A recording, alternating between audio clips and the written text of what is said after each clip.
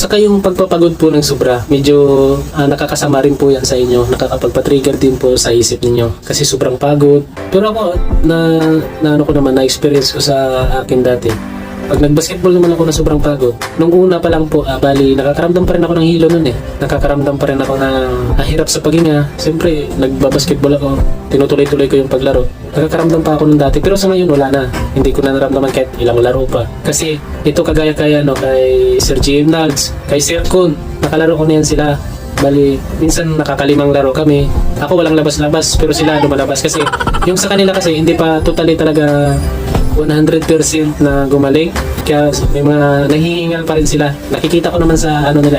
Pero ako wala akong labas-labas sa court. Tuloy-tuloy pa yung laro ko kahit limang ano pa yan.